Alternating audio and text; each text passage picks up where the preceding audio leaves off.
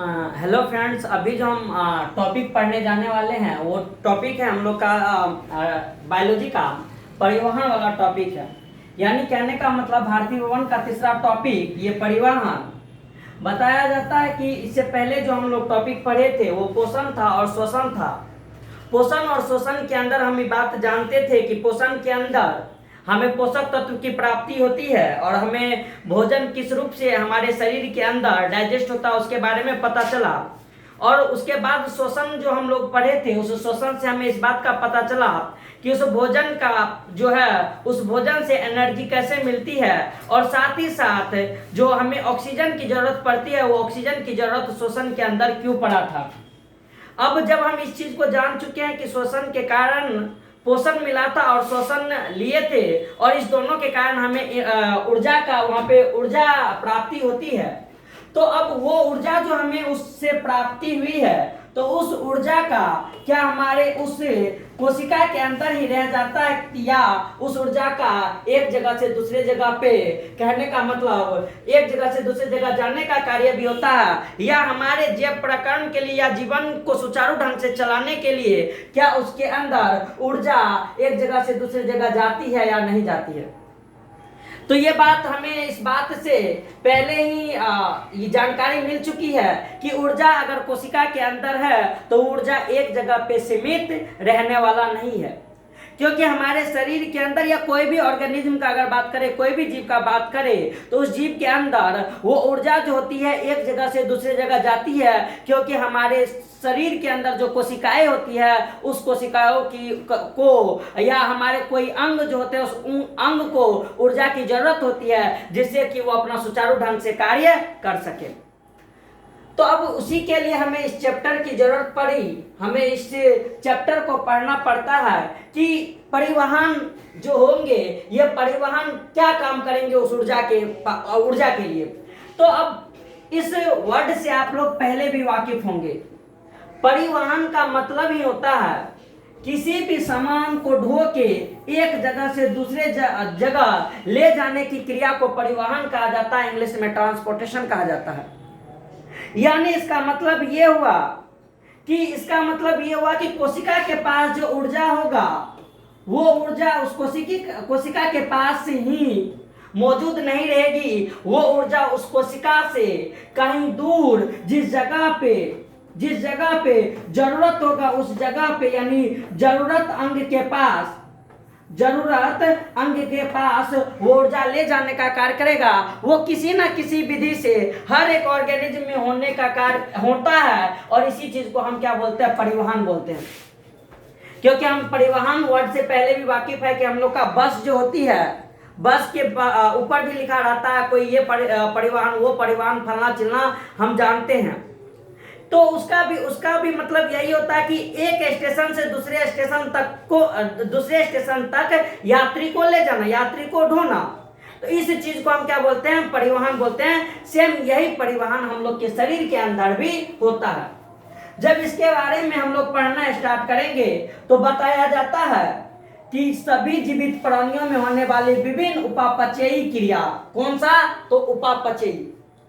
इस उपापचयी क्रिया होती क्या, हम इसको क्या बोलते हैं उपापचयी क्रिया, ये बात को पहले ही हम जान चुके हैं कि उपापचयी क्रिया के अंदर दो क्रियाएं होती हैं। एक जो इसके अंदर होते हैं, एक होता है इसके अंदर टूटने का क्रिया और दूसरा होता है इसके अंदर बनने की क्रिया। यानी एक के अंदर उपापचयी क्रियाएं दो भाग में होते हैं, जिसके अंदर एक का मतलब होता है टूटना और दूसरा का मतलब होता है बनना। यानी टूटना बनने वाली ये क्रिया, या हम ऐसा भी कहते हैं उपापचयी क्रिया के अंदर कि हमारे शरीर के अंदर एक जैव क्रियाएं जो होती है उसके अंदर जितना भी रासायनिक क्रियाएं होती है उसको सुचारू ढंग से चलाने के लिए वो सारा का सारा उपापचयी क्रिया के अंतर्गत आते हैं।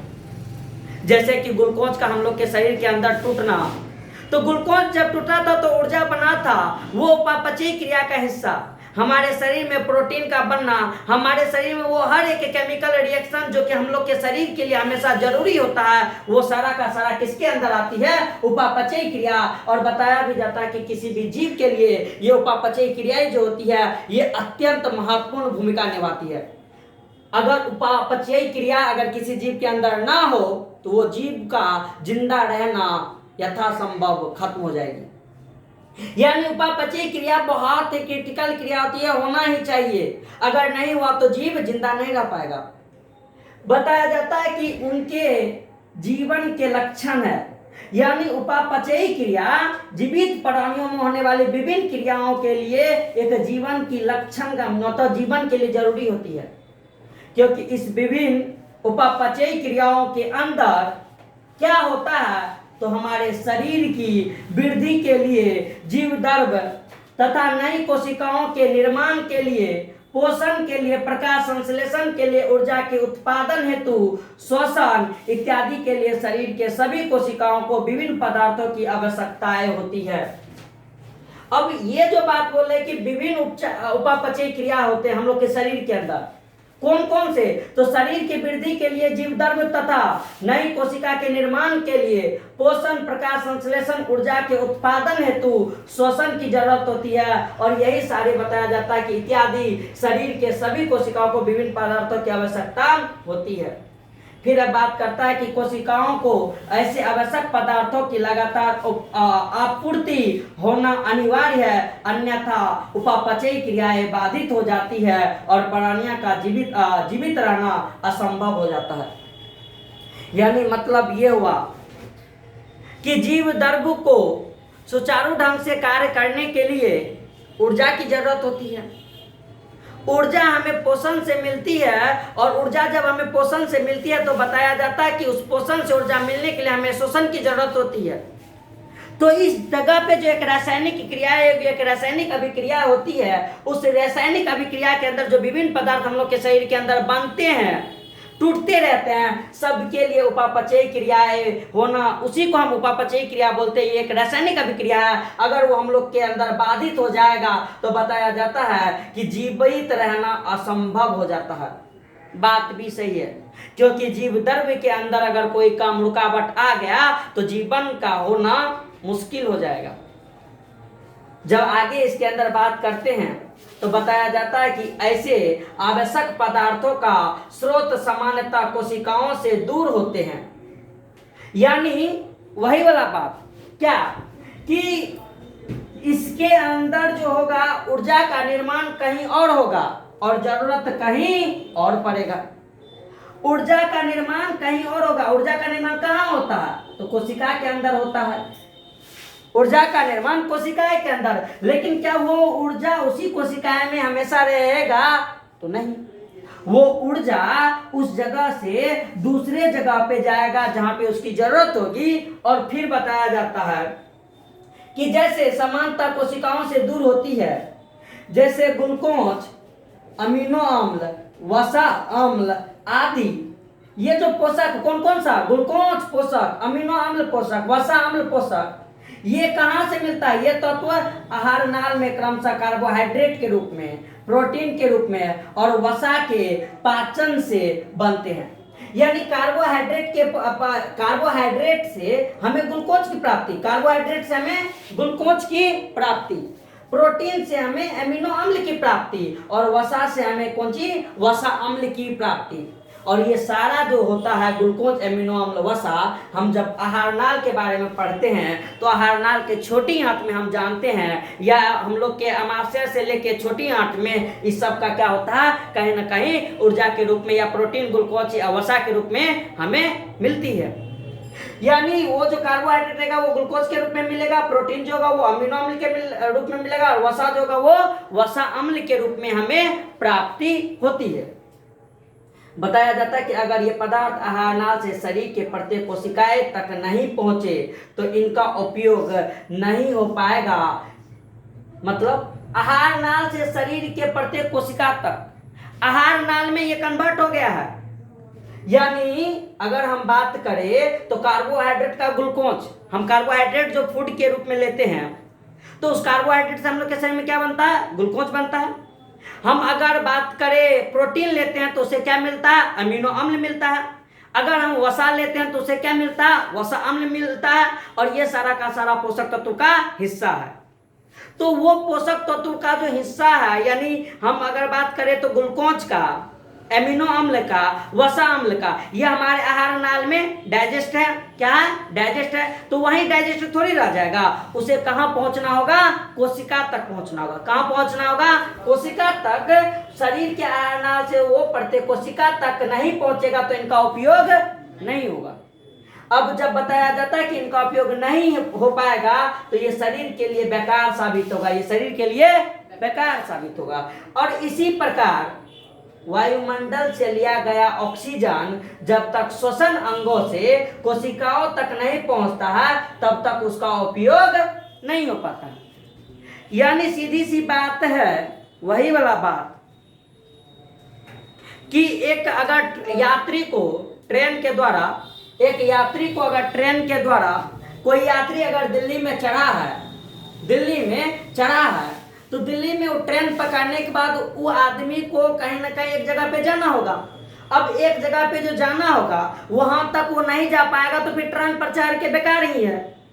ट्रेन पे चढ़ के या बन के वहां पे आके स्टेशन पे आके बेकार ही है। तो सीधी सी बात है कि कार्बोहाइड्रेट का ग्लूकोज और प्रोटीन का एमिनो अम्ल और वसा का अम्ल ये आहार नाल के पास, आहार नाल में जमा हो गया, मतलब छोटी आंत के अंदर जाके बताया जाता है कि ये डाइजेस्ट हो गया। लेकिन डाइजेस्ट होने के बाद इसको जिस जगह तक जाना चाहिए, जिस कोशिका तक जाना चाहिए उस कोशिका तक इसको पहुंचेगा, तभी इसका उपयोग होगा। उसी प्रकार से श्वसन जब हम लोग लेते हैं तो फेफड़ा में वो हवा आके क्या फायदा, जब तक कि वो फेफड़ा से फिर हम लोग के उस रक्त कोशिकाएं के होते हुए कोशिका तक जहाँ पे उसका जरूरी होगा वहां तक अगर नहीं पहुंच पाया तो उसका होना बेकार है, उसका होना बेकार। तो यही वाला बात ये बोलता है कि तब तक उसका उपयोग नहीं हो पा रहा। फिर बताया जाता है कि उपापचयी क्रियाओं के फलस्वरूप कोशिकाओं में कुछ ऐसे पदार्थों का भी उत्पादन होता है जो शरीर के लिए अनुपयोगी तथा हानिकारक होता है और ऐसे पदार्थों को भी कोशिकाओं से लगातार हटाते रहने की आवश्यकता होती है। अतः परिवहन का परिभाषा इस प्रकार से दी जा सकती है।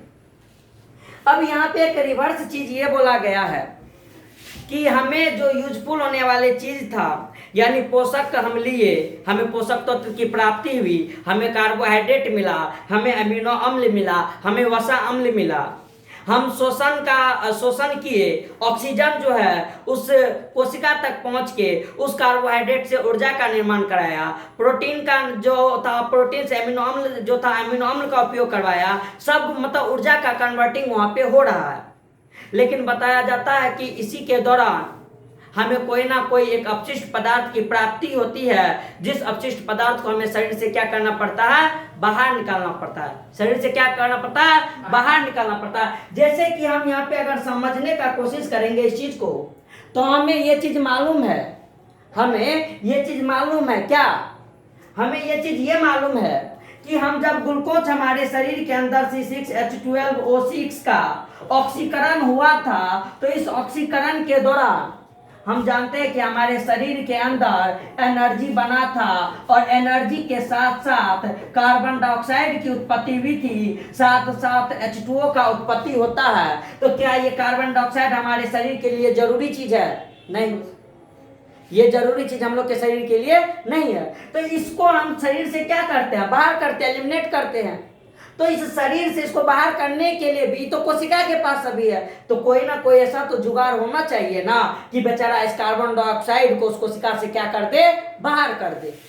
तो फिर बात वही आती है कि सर इसके लिए जो होगा कोई ना कोई एक पदार्थ होगा, जिस पदार्थ पे ये लोड होगा, फिर वो जो पदार्थ होगा उस ट्रेन के द्वारा ये जहां पे इसको निकलना होगा वहां पे उतरने का काम करेगा। तो इस चीज के लिए ही बताया जाता है कि इस चीज के लिए ही हम परिवहन जैसे वर्ड का उपयोग करते हैं। हम किसका उपयोग करते हैं? परिवहन जैसे वर्ड का उपयोग करते हैं। अतः बताया जाता है कि परिवहन जो है उसका जो परिभाषा दी जाती है, बताया जाता है कि उपयोगी पदार्थ का उनके मूल स्रोतों से शरीर के प्रत्येक कोशिका तक पहुंचाने तथा उपयोगी पदार्थ को कौन तक? शरीर के प्रत्येक कोशिका तक पहुंचाने तथा जो चीज अनुपयोगी होगा, जो चीज उपयोगी नहीं है, उस उपयोगी या हानिकारक पदार्थ को उस कोशिका से निकाल कर उस गंतव्य स्थान तक पहुंचाने की क्रिया को पदार्थ का परिवहन कहा जाता है, ट्रांसपोर्ट ऑफ मटेरियल कहा जाता है। और जीवों के शरीर में ये कार्य के लिए विकसित तंत्र को हम कौन सा चीज कहते हैं? परिवहन तंत्र कहते हैं। क्या कहते हैं? परिवहन तंत्र। यानी परिवहन तंत्र का मतलब ये हो गया कि एक ऐसा ट्रेन जो हमारे शरीर के अंदर उपयोगी चीज को उसके उपयोगी जगह पे पहुंचाने का कार्य करेगा, और साथ ही जो हमारे शरीर के अंदर बेकार पदार्थ बनेगा उसको वहां से लौट करके जहां पे उसे बाहर के लिए निकाला जाए वहां तक उसको छोड़ा जाएगा। यानी मतलब कि उपयोगी पदार्थ कहां तक पहुंचेगा?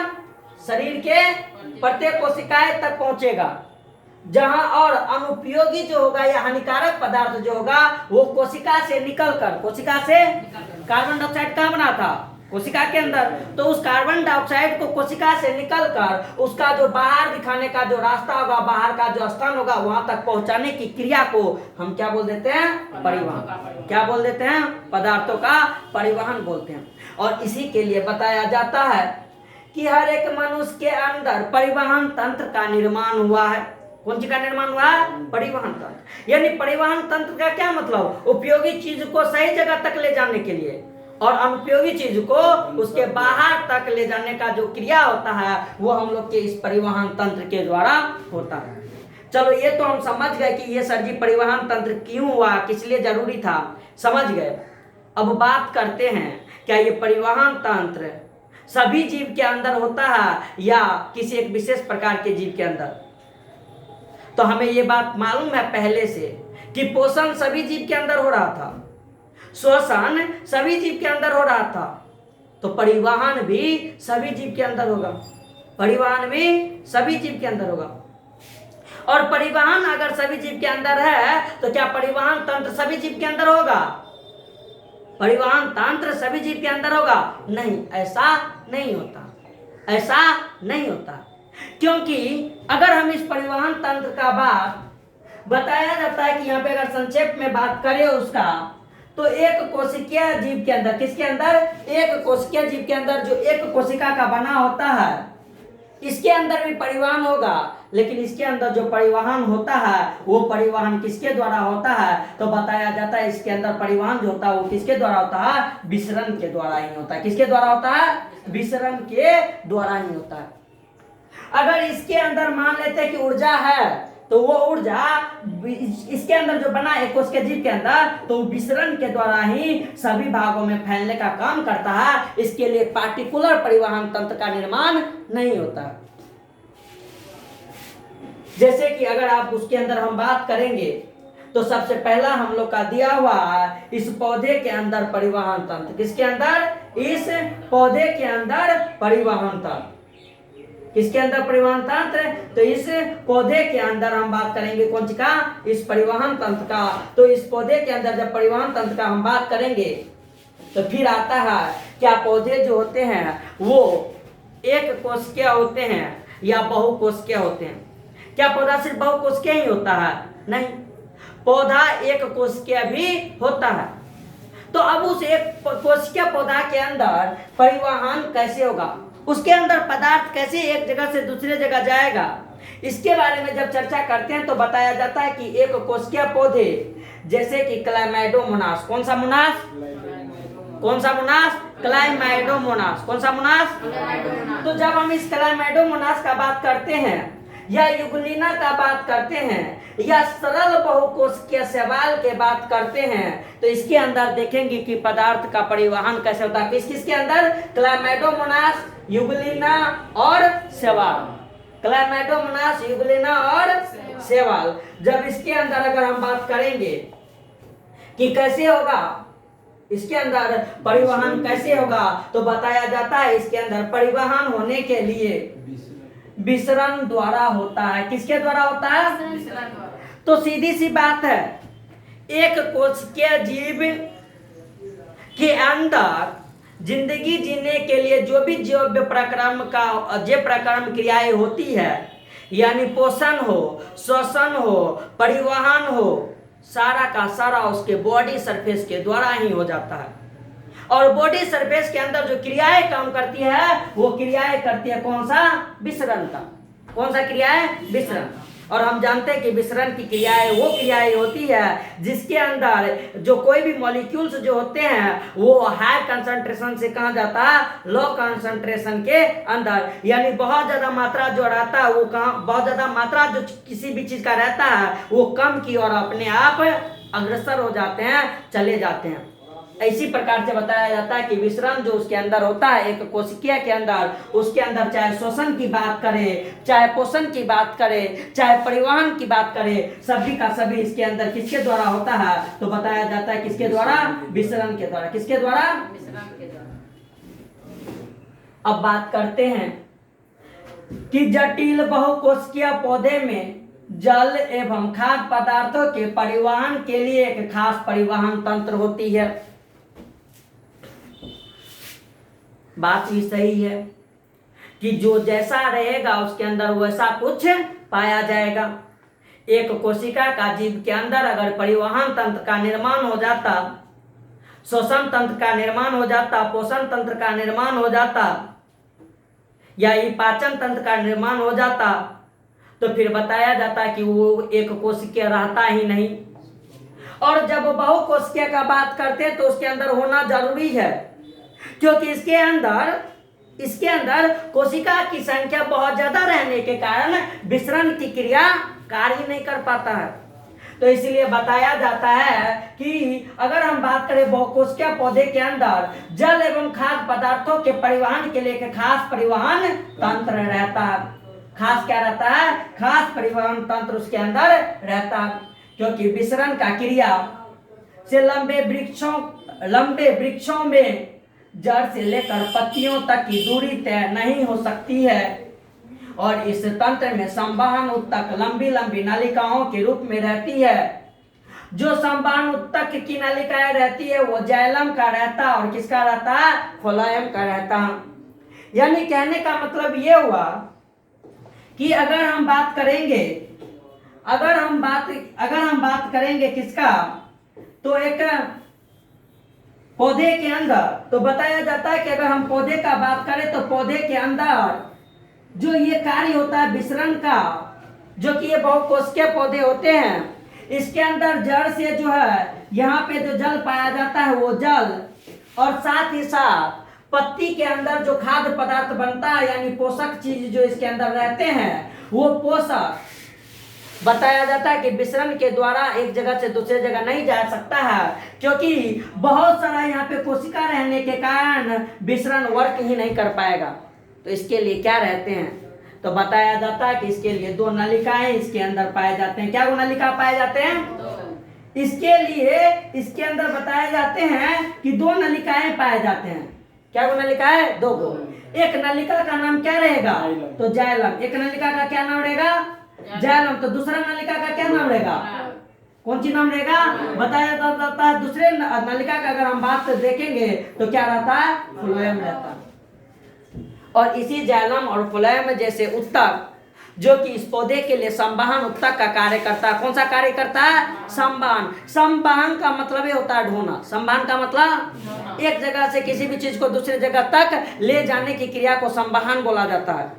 जैसे परिवहन हुआ उसी प्रकार से तो संवहन उत्तक इसके अंदर पाया जाता है, जो कि दो टाइप के होते हैं, एक जाइलम और एक फ्लोएम। दो टाइप का नली होता है जो जड़ से लेके पत्ती तक जो रहेगा वो क्या रहेगा? बिछा रहेगा।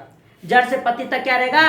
फैला रहेगा। इसे हम एक का नाम जाइलम और दूसरा का नाम क्या बोलते हैं? Phellum, phloem. और इसी के द्वारा बताया जाता है कि उसके अंदर जल और खाद्य पदार्थ जो पौधा के अंदर होगा वो जड़ से पत्ती और पत्ती से जड़ तक कार्य करेगा। इस तरह से वो करता है। तो बताया जाता है कि उसे हम फ्लोएम कह जाते हैं। ये जड़ से लेके तना होते हुए पत्तियों तक फैली रहती है और पत्तियों में ये सिराएं एवं उनकी शाखाओं के रूप में देखी जा सकती है। यानी ये बात बताया जाता है कि मान लेते हैं कि ये पत्ती है, मान लेते हैं कि ये क्या है? एक पत्ती है। तो इस पत्ती के अंदर बताया जाता है कि शिराए के रूप में, यानी इस रूप से जो होते हैं महीन महीन, ये वाला भाग जो होती है शिराए हुआ, बीच वाला भाग क्या हुआ शिराए, और इसमें बहुत ज्यादा शाखाएं के रूप में, यानी छोटे छोटे जो नली रहते हैं, इस नली के रूप में बहुत सारा जो रहता है वो शाखाएं निकली रहती है। इस तरह से इस पत्ती के अंदर भी जाइलम और फाइलम बिछी रहती है और पत्ती तक खाद्य पदार्थ और जल पहुंचता है। ऐसे भी हमें पहले से मालूम है, ऐसे भी हमें पहले से ये बात का अनुभव हो चुका है कि भोजन जो बनाता है एक पौधा, तो वो भोजन कहाँ पे बनाता है? वो भोजन जो बनाता है पौधा तो कहाँ पे? पत्ती में बनाता है। कहाँ पे बनाता है? एक पत्ती के अंदर वो बना रहा है। तो जब पत्ती के अंदर बना रहा होगा तो भोजन जमा भी पत्ती के अंदर ही होता होगा। तो इस पत्ती से बताया जाता है कि भोजन इस पत्ती के अंदर थोड़ी रहेगा, ये पत्ती से तो बाहर निकलेगा कि नहीं निकलेगा। जल भी हम जानते हैं कि रूट के अंदर पाया जाता है, यानी यहाँ पे अगर रूट है तो मान लेते हैं कि जाइलम के द्वारा पानी पहुंचा है इस पत्ती के अंदर, तो पत्ती के अंदर तो भोजन बनाने के लिए तो वाटर की जरूरत होती है। हम जानते हैं कि कार्बन डाइऑक्साइड प्लस H2O जो होते हैं वो प्रकाश संश्लेषण के लिए जरूरी है। तो ये H2O जो होगा ये कहाँ पे जाएगा? पत्ती में जाएगा। तो पत्ती के अंदर जाएगा तो ये पत्ती के प्रत्येक भाग में जो होगा क्या हो जाएगा? फैलेगा। तो उसके लिए बताया जाता है कि इसके अंदर शिराएं पाई जाती है। इसके अंदर क्या पाई जाती है? शिराएं पत्ती के अंदर। और बताया जाता है कि इसका सखित भाग जो रहते हैं उसके होते हुए पानी इसके अंदर पहुंचती है, जहां पे ये अपना प्रकाश संश्लेषण का क्रिया और साथ ही साथ खाद्य पदार्थ को एक जगह से दूसरे जगह तक ले जाने का कार्य करता है। लेकिन एक बात आपको यहाँ पे समझनी होगी, वो ये बात है कि जाइलम जो होती है वो पानी को ले जाने का कार्य करता है, जबकि फ्लोएम जो होते हैं वो भोजन या खाद्य पदार्थ को एक जगह से दूसरी जगह ले जाने का कार्य करता है। यानी जाइलम के द्वारा क्या जाएगा एक जगह से दूसरी जगह? जल। क्या जाएगा? जो से जाइलम, जो से जल। यानी जाइलम को कौन ढोने का काम करेगा? जल को ढोने का काम करेगा। जाइलम किसको ढोने का काम करेगा? और फ्लोएम जो होगा वो किसको ढोने का काम करेगा? खाद्य पदार्थ को। दूसरी बात आपको यहाँ पे एक और बात जानना चाहिए कि जाइलम जो होती है जो पानी को ढोने का कार्य करता है वो एक पत्थीय होता है। क्या होता है? यानी जल को एक ही दिशा में ले जाने का कार्य करेगा, जबकि भोजन के लिए फ्लोएम जो यूज किया जाता है वो खाद्य पदार्थ को दोनों दिशाओं ले जाने का काम करता है, यानी द्विपत्तीय होता है। यानी कहने का मतलब पत्ती से नीचे भी लेके आएगा और नीचे से फिर पत्ती तक भी लेके जाएगा। इसका एक कहानी होता है। इसका क्या होता है? एक कहानी है। कहानी ऐसा है कि मान लेते हैं कि सूर्य के रोशनी में, कौन सी की रोशनी में? सूर्य के रोशनी में पत्ती प्रकाश संश्लेषण का कार्य करता है और खाद्य पदार्थ बनाने का कार्य करता है। पत्ती के अंदर रसोई घर के अंदर खाना बन गया तो उस खाना को हम लोग क्या करते हैं? जमा करते हैं। तो जमा सिलेंडर पे खाना बनाते हो तो सिलेंडर पे खाना थोड़ी छोड़ देते हैं, बाहर रखते हैं, घर के किचन के अंदर रखते हैं। तो अब वहां पे जब स्टोर करते हैं तो स्टोर तो दूसरे जगह पे कर रहे हैं, तो पत्ती के अंदर जितना स्टोर होगा, लेकिन उसके बाद जो होगा बाकी का खाद्य पदार्थ जो होगा उस फ्लोएम के द्वारा इस पौधे के और हिस्से में आएगा, तना में आएगा, यहाँ तक कि जड़ तक जो टहनी उन्हें सब में जाएगा। तो अब उस दौरान बताया जाता है कि एक्स्ट्रा भोजन जो बच जाता है ना वो कभी कभी जड़ में आके मौजूद हो जाता है। तो मान लेते हैं कि आज बहुत तेज धूप था, बहुत ज्यादा प्रकाश संश्लेषण का कार्य हुआ, बहुत ज्यादा खाना बना और 2 दिन तक बारिश होने के कारण प्रकाश संश्लेषण का कार्य नहीं हो पाया। पत्ती जब भोजन नहीं बना पाएगा तो वो उसी जमा वाला भोजन को जो जहां पे जमा रहेगा वहां से फिर वो अलग अलग दिशाओं में क्या करेगा? जाना स्टार्ट करेगा। तो इस तरह से फ्लोएम जो होते हैं वो द्विपत्तीय होते हैं, यानी पत्ती से जड़ और जड़ से पत्ती तक खाद्य पदार्थ को ले जाने का कार्य करेगा। लेकिन जाइलम जो होता है वो किसी भी कंडीशन के अंदर बताया जाता है कि जड़ के द्वारा कहां तक पानी को पहुंचाएगा? पत्ती तक ही पहुंचाने का कार्य करता है और वो एक पत्तीय होता है। अब बताया जाता है, देखी जा सकती है, बताया जाता है कि जल एवं खनिज लवण का अवशोषण जड़ द्वारा पौधे करते हैं एवं इन्हें पत्तियां तक पहुंचाते हैं। और यह क्रिया किसके द्वारा हो पाता है? जाइलम उत्तक के द्वारा। किसके द्वारा होता है? जल को जड़ से पत्ती तक पहुंचाने का जल एवं खनिज लवण को, किसको? जल एवं खनिज लवण को जड़ से लेके कहां तक? पत्ती तक पहुंचाने का कार्य किसके द्वारा होता है? जाइलम उत्तक के द्वारा। किसके द्वारा होता है? किसके द्वारा होता है? जाइलम उत्तक के द्वारा संपन्न होती है। और फिर बताया जाता है कि जल की मदद से हरी पत्तियां प्रकाश संश्लेषण की प्रक्रिया से क्या बनाने का कार्य कर रहा है? खाद्य पदार्थ। क्या बनाने का कार्य करता है? खाद्य पदार्थ, जो पत्तियों से कहां पे जाती है? पौधे के हर अंग में। किसके द्वारा जाएगी? तो फ्लोएम के द्वारा पहुंचता है। चूंकि जाइलम और फ्लोएम से जल एवं खाद्य पदार्थों का स्थानांतरण होता है, यानी एक जगह से दूसरे जगह जाने का कार्य होता है। इसलिए पौधे में एक अंग से दूसरे अंग तक होते हैं, अतः इसे हम संवहन मंडल का नाम देते हैं। किसका नाम दे देते हैं? संवहन मंडल। यानी संवहन मंडल का मतलब हुआ कि उसके अंदर क्या क्या मौजूद है? जाइलम और फ्लोएम। संवहन मंडल का क्या मतलब हुआ कि उसके अंदर कौन कौन उत्तक है? जाइलम उत्तक और फ्लोएम उत्तक। और जाइलम उत्तक और फ्लोएम उत्तक को मिला के हम उसको क्या बोल देते हैं? संवहन मंडल। क्या बोल देते हैं उसको? यानी इस तरह से संवहन मंडल के अंदर जाइलम उत्तक और फ्लोएम उत्तक मौजूद रहता है, जो कि एक जाइलम उत्तक जो होगा वो जल और खनिज लवण को ले जाने का कार्य करेगा, जबकि अगर हम फ्लोएम का बात करेंगे तो वो किस चीज को ले जाने का कार्य करेगा? खाद्य पदार्थ का। जाइलम जो होगा वो एक पत्तिया होगा, जबकि फ्लोएम जो होगा वो द्विपत्तिया होगा। फिर उसके बाद जाइलम के बारे में हम विशेष रूप से पढ़ने का कार्य करेंगे, क्या अर्थात ये जाइलम होती क्या है, जाइलम करती क्या है। तो बताया जाता है कि जाइलम के अंदर कि किसको ले जाने का कार्य कर रहा है? जल को। जल का संवहन उत्तक। किसका? जल का। इंग्लिश में वाटर कंडक्टिंग टिश्यू। कौन सी होता है ये? वाटर कंडक्टिंग टिश्यू जाइलम को बताया जाता है। इसमें पाए जाने वाली वाहिकाएं जो होती है एवं वाहिनिकाएं मुख्य रूप से जल एवं खनिज लवणों के स्थानांतरण में सहायक होती है। यानी जाइलम जो है वो किससे मिलकर बना हुआ है? वाहिकाएं। किससे? और वाहिनिकाएं। जाइलम जो यहाँ पे मिलके बनी है वाहिकाएं और वाहिनिकाएं से मुख्य रूप से मिलके बनी हुई है। और बताया जाता है कि मुख्य रूप से बनने के बाद जल एवं खनिज लवणों के स्थानांतरण में जाइलम जो होते हैं बड़ा ही हेल्प करते हैं, यानी सहायक होते हैं।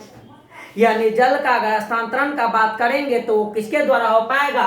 जाइलम के द्वारा। लेकिन जाइलम उत्तक जो बना होगा वो किसका बना होगा? तो वाहिकाएं और वाहिनिकाएं का। वाहिकाएं और कहते हैं कि वाहिकाएं जो होती है एक लंबी नली की तरह बेलनाकार होती है और एक के ऊपर एक स्थित इन कोशिकाओं के बीच के अनुप्रस्थ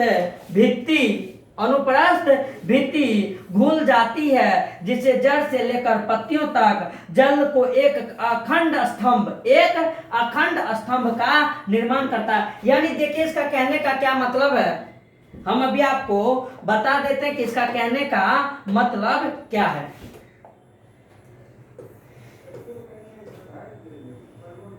इसका कहने का मतलब ये है, अगर इसके अंदर यहाँ पे एक फिगर भी आ जाती है,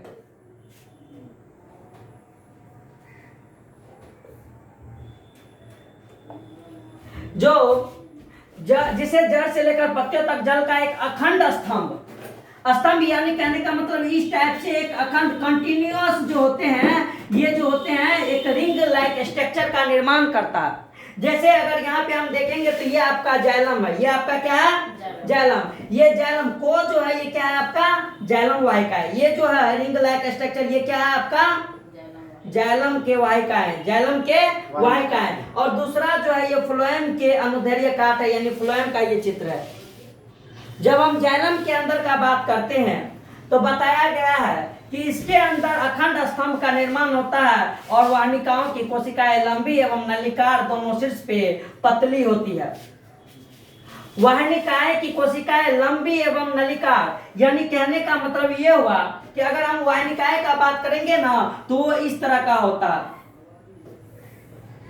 दोनों सिरा पे नोकीला टाइप का, दोनों साइड सिरा पे नोकीला टाइप का, और बीच में इस टाइप का जो होते हैं बताया जाता है कि वह निकाय होती है। कोशिकाएं लंबी एवं नलिकाकार दोनों शीर्ष पे पतली होती है, और यह मुख्य रूप से नग्न बीज एवं निम्न संवहन पौधे में जल तथा घुलित खनिज पदार्थों को जड़ से पत्तियों तक पहुंचाने का कार्य करता है। इट मीन्स कहने का ये हुआ कि वाहिकाएं जो थी वो तो एक अखंड स्तंभ लायक था, कंटिन्यूअस वाटर कॉलम का निर्माण कर रहा था, और वाहिकाएं जो है वो कोशिकाएं उसका जो होती है लंबी होती है, और दोनों के ऊपर बताया जाता है कि लंबी एवं नलिकाकार और दोनों शीर्ष पे पतली होती है। ये मुख्य रूप से किसके अंदर, तो नग्न बीज वाला जो पौधा होता है, नग्न बीज वाला जो पौधा होता है उस नग्न बीज वाले पौधे के अंदर बताया जाता कि निम्न संवहन पौधे के अंदर लोअर रस्कुलर प्लांट, यानी कहने का मतलब बड़ा बड़ा वृक्ष के बारे में बात नहीं करा,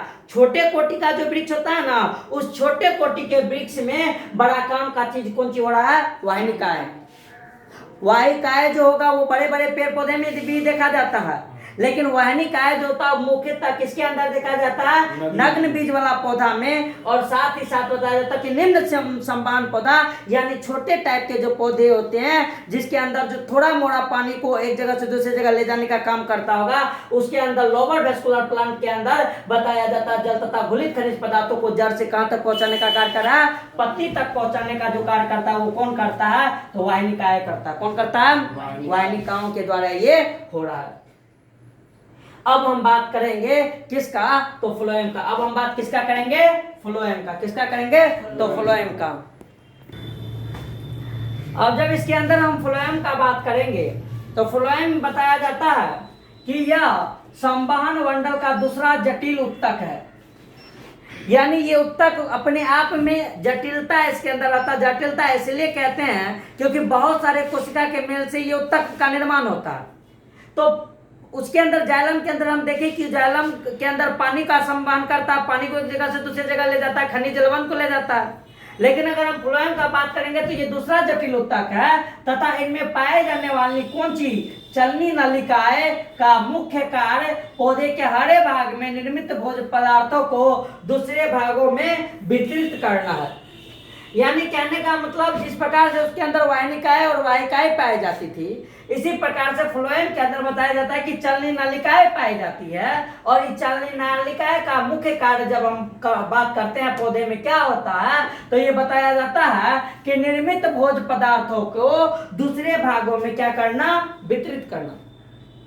यानी फ्लोएम के अंदर का काम तो हम जानते ही है, लेकिन फ्लोएम का काम तो जानते हैं कि भोजन को लेके एक जगह से दूसरी जगह जाता, लेकिन उसका कौन सा पार्ट, चलनी नलिकाएं जो उसके अंदर पाई जाती है, तो वो चलनी नलिकाएं जिसे सिप ट्यूब इंग्लिश में कहा जाता है, उसका मुख्य कार्य होता है कि हरे भाग में जो खाना बनेगा उस हरे भाग के अंदर के खाना को क्या करेगा, भोज्य पदार्थ को क्या करेगा, तो पौधे के एक भाग से दूसरे भाग में वितरित करने का कार्य करेगा। अब बताया जाता है कि चलनी नलिकाएं लंबी तथा नलिका के समान होते हैं।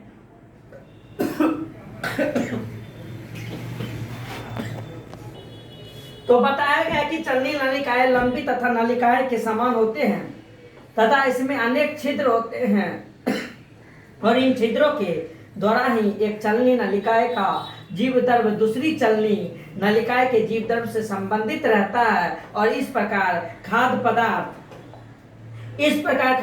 का एक कोशिका से दूसरे कोशिका में संवहन होता है। पौधे में सुक्रोज के रूप में खाद्य पदार्थ का स्थानांतरण होता है। यानी कहने का मतलब ये हुआ, जो इस फ्लोएम के अंदर जब देखा जाता तो फ्लोएम इस प्रकार का है। यहाँ पे फ्लोएम के अंदर हम देखते हैं कि छोटे छोटे छिद्र पाए जाते हैं, और आपका ये वाला भाग जो है, ये वाला भाग ये चलनी नलिका है। ये कौन सा भाग होता है, चलनी नलिका है।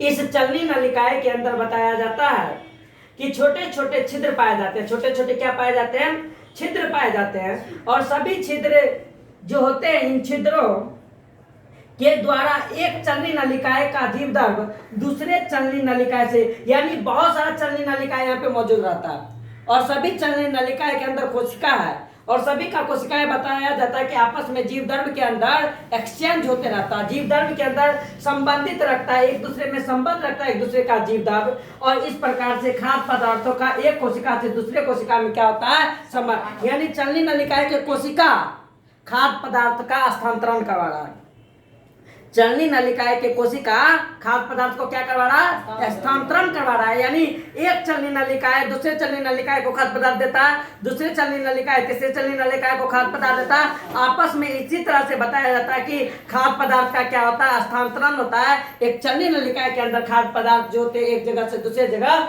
जाने का काम करता है और दूसरे कोशिका में संवहन होता है।